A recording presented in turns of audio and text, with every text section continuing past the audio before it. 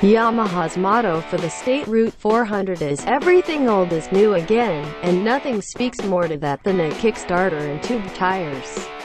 Reintroduced to the American market after a long absence, the Sr400 still shows the remnants of the old British bike style it was originally meant to emulate in the 1970s. The Sr400 is a meld of old and new, bringing fuel injection and electronic ignition into the retro styling that's essentially unchanged since 1978.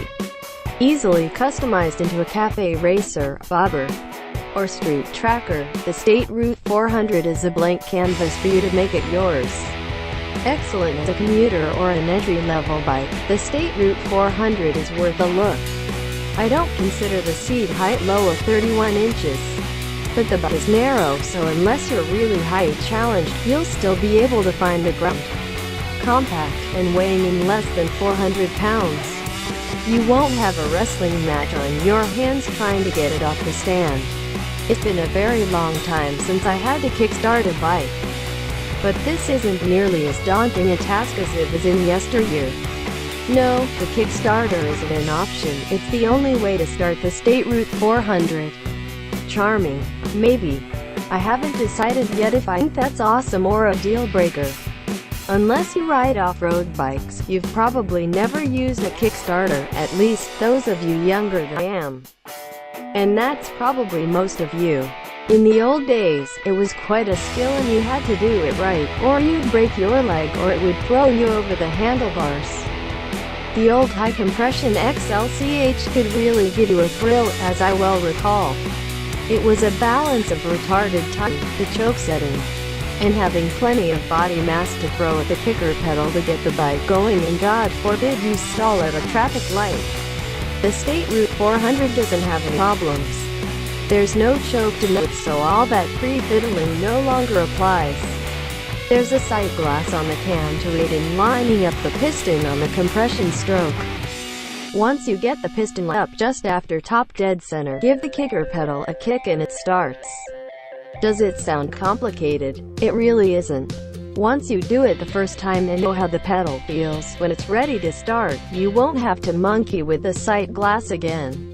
Fuel injection solves the problem of stalling when idling, so you can look uber cool kick-starting the bike without any of the old associated with. Yamaha starts out with a lightweight, single down tube, double cradle frame that sets the stage for the rest of its exercise in nostalgia. A flat backbone leaves us with the old-school banana seat that meets tank hump in a gentle swale. This nearly straight top line plays right into the classic style of the 70s, and the chrome passenger grab rail completes the look. The frame sets the steering head angle at a modest 27.7 degrees. Leaving us with a compact, 55.5-inch wheelbase and 4.4 inches of trail. Ground clearance is adequate at 5.1 inches high, and seat height is reasonable for most riders at 30.9 inches tall. The compact frame, though designed mainly for a certain look, provides agile handling and quick reversals far beyond what one would expect from such a mundane machine. Hydraulic telescopic forks support the front end with 5.9 inches of travel. The forks come fixed with no adjustable parameters, an acceptable feature given the lightweight and dated look of the bike, and black bellow gaiters protect the swept area of the fork tubes from road grit while reinforcing retro style. A classic, yoke-style swing arm springs, dual, external coil-over shock absorbers that also comes hands adjustment, which is a little disappointing simply because the little spring preload bezel would not detract the overall panache one bit. A single hydraulic caliper and 298mm brake disc binds the front wheel, and the factory tow route installed a 150mm mechanical drum in back. Normally I would whine about that at this point, but given the light weight, and the fact that 70% of your stopping power comes from that disc brake up front, I am okay with a retro drum in back. Face it, a rear disc just didn't look right on this ride. All around, 18-inch tube hoops round out the rolling chassis unlaced. Chrome rims ties right into the chrome front and rear fenders and other bits and bobs for a certain continuity of design. A 399cc thumper engine drives this classic ride. The vertical arrangement of the air jug toes the nostalgic line and accentuates the look, rather than detracting from it.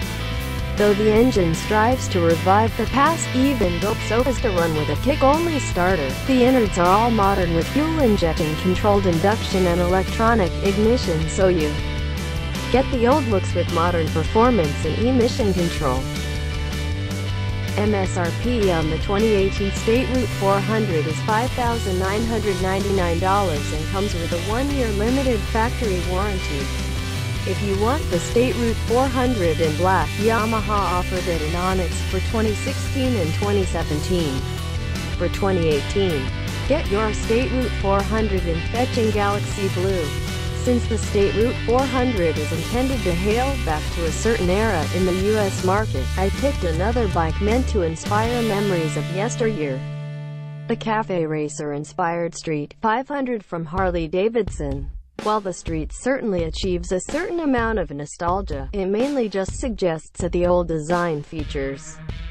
And it doesn't go quite as far as the kickstart-only State Route 400 in that category. Sorry Harley, the big radiator really detracts from the efforts to date the Street. The Street comes with a 491.6cc engine, a little bigger than the Sr400's 399cc mill, and both benefit from fuel injection and electronic ignition. As expected, Harley wins out in the torque department with 29.5 pound-feet at 3,500 revolutions per minute, but the displacement differential explains away the torque offset, and so the mills are roughly equal pound for pound and inch for inch. Transmission design sees another difference between the two. While the Yamaha comes with a fairly standard 5-speed gearbox, Harley sprung for a 6th gear to help the Street stay firmly within its power band and keep highway RPM in the reasonable range. Both bikes really only qualify as basic, even entry-level, transportation. However, don't think of that as a negative. They both serve as a blank canvas for aspiring custom bike modders out there, and leave plenty of room for personal expression. While it's still impressive that Harley puts out a bike for under $7,000, $6,849 to be precise, the State Route 400 comes in even less at $5,999. You'll have to decide for yourself whether the extra $900 is worth it.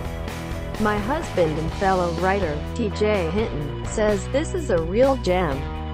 When I was a very young man, in the 70s, this is what I thought all non-Harley street bikes looked like, so it takes me right on back to the days. I have to give Yamaha props for committing to the target look, even to the point of going with a kick-only starter, rather than just suggesting a certain look with lick'em-stick'em hang-on equipment or superficial features. I have always held that re-release classics would do well in the current market. So I am most curious to see how well the State Route 400 is received. If you feel like the Bolt from Yamaha's Star Cruise line is a little too much for you to chew with its 942cc engine, then the State Route 400 is worth a look. They're both classically styled entry-level bikes that also make zippy commuter bikes. On the flip side, if you like the State Route 400 or the Street 500, but want a little more oomph, the Bolt may be your ticket.